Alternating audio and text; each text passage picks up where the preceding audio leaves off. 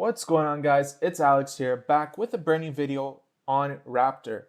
So today we'll be looking at calculating and displaying the sum of two numbers provided as inputs.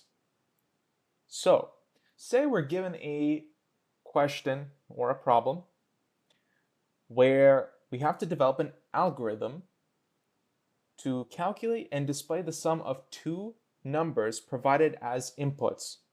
And the inputs shall be stored in two variables. And for the sake of this example, we'll call it x and y, respectively. So what is the first thing we do? Well, what is it asking us to do? So it's asking us, one, to calculate, and then it's asking us to display the sum of two numbers. What is sum? It's another word for addition. So here in this question, it's really asking us to do simple addition. So how do we do this in RAPTOR? Well, we first select the symbol input, and then we just add it here. We can just say enter x, and then our variable will be x. And just to be clear, so this is just a string, right? Like it pops up for the user and it just says enter x, but user doesn't see this. This is just a variable. So whatever the user will enter will be stored in this x at the bottom here. And then we'll do the same thing for y. So enter y, store as y. Now, if I execute this program by pressing the play button, you can see it says enter x. So let's just enter 16, and for y, we'll just add 30. As you see, it cleared, but the problem is we need to calculate it and also display it. And as you can see here on the side, you can see what's stored in x variable and y variable. And this is the very nice thing about RAPTOR is you get to see this stuff. It's visualized for you. Because if you're doing this in, say, a Python or something like that, you can't really see it the same way. This is more visual. And if you're a visual learner, this is going to be really helpful for you when you're learning programming and algorithms. So let's fix what is required. So now we're going to grab an assignment. If you guys remember in the first video, if not, make sure to check it in the description below, or maybe I'll have a pop-up on the screen right now that you can click. And basically, just a quick sum, a assignment is where you can either initiate a variable or perform calculations. So in this case, we're grabbing the assignment and we're going to perform some math, arithmetic.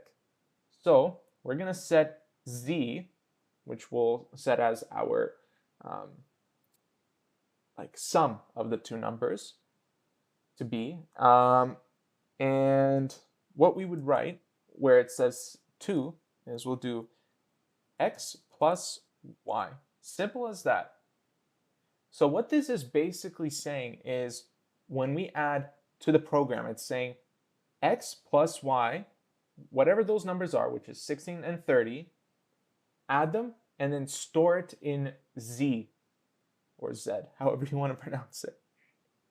So now if I run the program, let me enter 16, 30. Now you will see we have the z variable or z variable, and it equals 46, which is correct. But it's still not displaying. So what do we have to do? Well, what we are missing right now is an output symbol. So it's just right beside the input. You just select output, click, and bam, there you go. And what we write in here would be the following. So we can either just put z or z, or we can write something like sum of x and y is, and then remember, this first part here is a string, but in order to display the variable z, we have to do plus and then z. As you see, it just popped up at the bottom there. So now, when I restart or reset this program and press play, I enter 16 for x, 30 for y. There you go. So now we have the sum of x and y, which is 46, printed. So again, a quick recap. Right here at the beginning, we have the user enter x and y. That information is stored as either variable x and y. Then we have the assignment right here, just underneath, where we have the arithmetic occur, which is x plus y.